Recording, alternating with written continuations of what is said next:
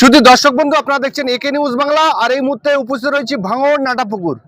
আমার পাশে যে ভদ্রলোককে গাঁদা ফুলের মালা পরিয়ে নিয়ে আসা হচ্ছে, তিনি একজন আসামি, জেল থেকে ছাড়া পেয়েছেন। জীবনে প্রথমেই দেখলাম যে কোনো আসামিকে জেল থেকে ছাড়িয়ে গলায় ফুলের মালা পরিয়ে।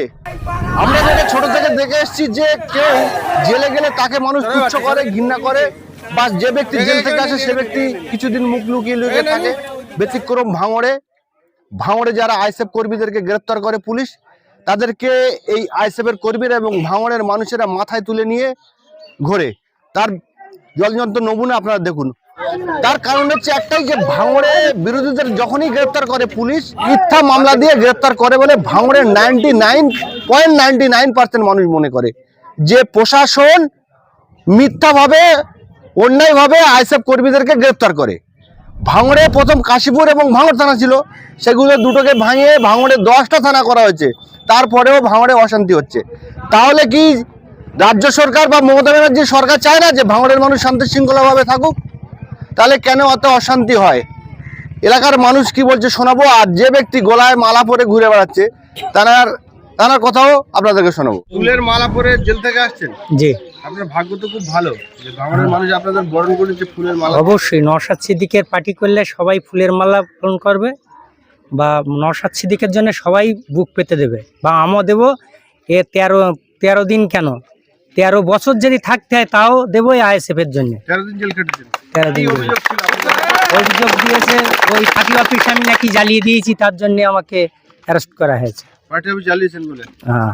প্রশাসন কোন থানা অ্যারেস্ট করেছে আপনাদের? তুলে নিয়েছিল কলিয়ার থানা, কাগজ দিয়েছে হাতিশালা থানা। কতজনের নামে আপনাদের মামলা করেছে? 7-8 জনের নামে দিয়েছে। যাদের নামে দিয়েছে সবাই কি নিরপরাধ? সবাই নিরপরাধ। কেউ রাত 1টার সময় কে থাকবে? সবাই তো ঝাঁসেই বাড়িতেই ছিল। আমরা তো কিছুই জানি না, কোনো প্রমাণই পাইনি। আমি দোকান চালাচ্ছি, সকাল 10টার সময় গ্রামে কি হয়েছে তাহলে পার্টি অফিস পুড়ে গেছে, তাও আমরা জানি না। 10টার পরে খবর নিচ্ছি, বলে হ্যাঁ পার্টি অফিস পুড়ে গেছে। তা পুড়ে গেছে। আমার মতন আমি দোকান চালাই, আমার চায়ের দোকান আছে, ছোট উটো চায়ের দোকান রাস্তার ধারে। আমি আমার মতন আছি, দোকান চালাচ্ছি। হঠাৎ 4টে অফিসার এসে আমার দোকানে চাটা সব খেলো, খেয়ে পেমেন্ট দিয়ে নাম কি অমুক, এই চলো বড়োবাবু দেখা করতে বলেছে। কেন স্যার? ঠিক আছে, বড়োবাবু বললে কাল সকালে যাব। তাহলে না, এক্ষুনি যেতে হবে। তাহলে আমার গায়ে হাত দেবেন না। তাহলে ঠিক আছে, গায়ে হাত দেবো না, তুই ভদ্রভাবে গাড়িতে ওঠ। আমি দোকান রেখে দিয়ে গাড়িতে উঠেছি। ওখানে গিয়ে আমার কি কেস ভদ্রলোকরাও কেউ জানে না, বলতে পারে না। আইসেফ করেন বলে? আইসেফ করি বলে এর জন্য আমাকে তুলে নিয়ে গেছে। কি নাম আপনার? আমার নাম বদিউর রহমান। সবচাইতে বড় কথা হলো এই যে কেসটা আমাদের দিয়েছে, আমরা নিজেরাই কি কেস, কিসের জন্য কেস তাও জানি না।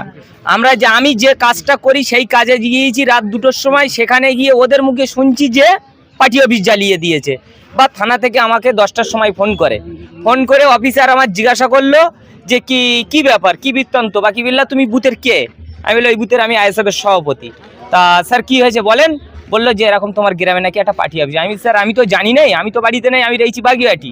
স্যার আমি বললাম স্যারকে যে আপনি তদন্ত করেন, সে আইএসএফের ছেলে হোক আর টিএমসির ছেলে হোক আর যেই হোক, আমি তার আপনি তদন্ত করে তোলেন।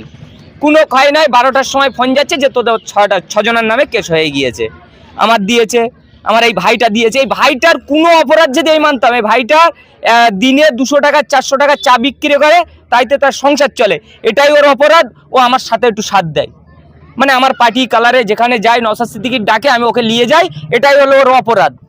বড় অপরাধ হলো আমারে দিল, আমার বাবার দিল, আরও আমার 4টে ভাই। একটা গরিব একটা ছেলে ছিল লেদারল্যান্ডে ছিল, সে বাড়িতেই জানে না যে কি কারণে। তার আমরা 3 দিন পরে ফোন করছি, বলছে আমি কিছু জানিনি। তার সত্ত্বেও কেস দিয়েছে। তো এটাই বলতে চাই, সওগাত যদি হচ্ছে কি আমাদের এখানে, আমি চাই আমার নাটাপুকুর 61 নম্বর বুথটা আমরা শান্তিপ্রিয় ভাগে একসাথে থাকতে চাই। তার সত্ত্বেও ওরা কেস কামারিতে গিয়েছে। আমরা কেস কামারিতে যাব না। নওশাদ সিদ্দিকী ভাই জানি একটাই মানে আমাদের শিখিয়েছে, কোনো হিংসার রাজনীতি আমরা করব না। হিংসার রাজনীতি আমরা চিনিনি বা করিনি। ওরা যে এই কেসটা দিয়েছে, এর ফল ওরা 26-এর পরে আমাদের কাছ থেকে বুঝে নেবে। এই ফল ওদের বুঝিয়ে দেবো 26-এর পর।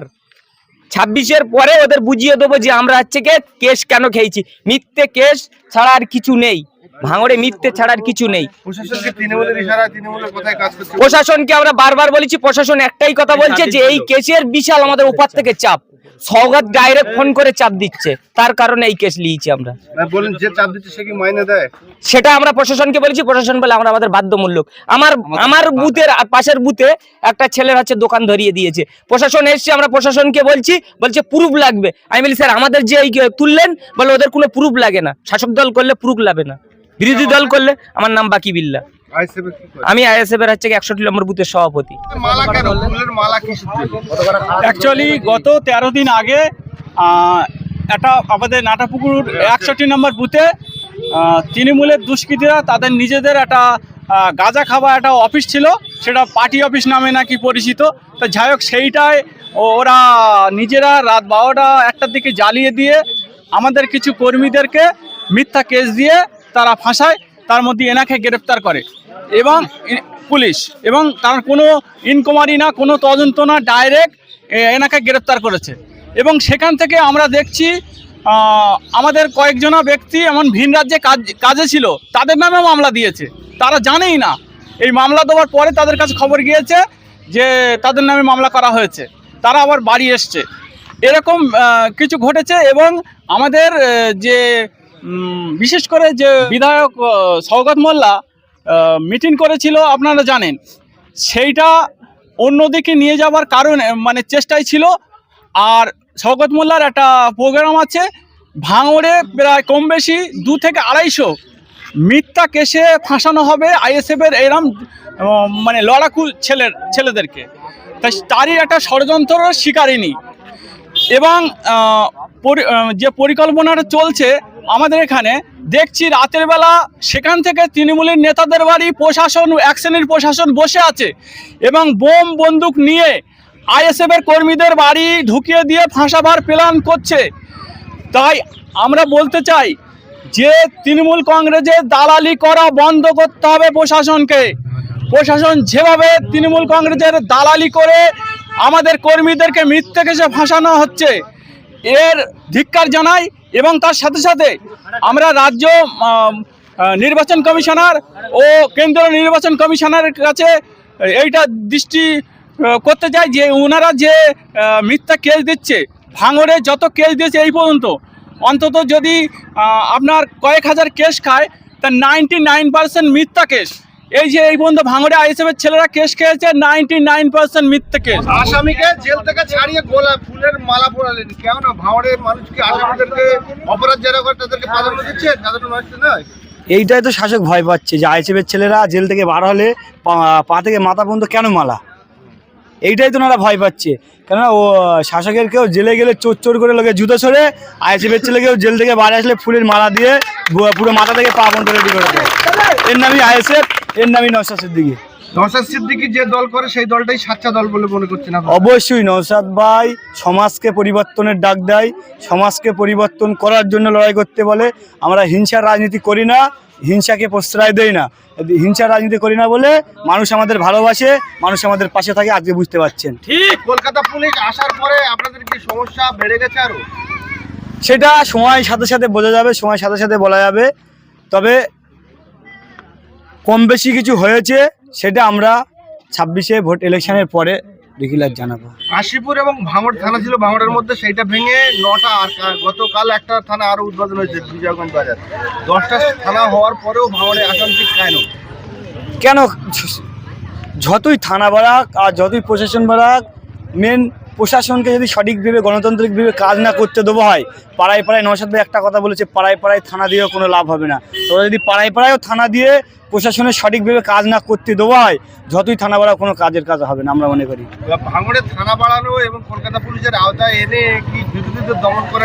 একদম বিরোধীদের দমন করানোর চক্রান্তদের প্রশাসনকে হাত বেঁধে পাড়ায় পাড়ায় থানা দিয়ে, যেরকম আমাদের মিথ্যা এই ছেলেদেরগুলো মিথ্যা কেস দিয়েছে মিথ্যাভাবে, আমরা প্রশাসনকে জানানোর পরেও যেরকম মিথ্যাভাবে কেসগুলো দেওয়া হচ্ছে, তার পরিবর্তে আমরা থানা ঘেরা করবে।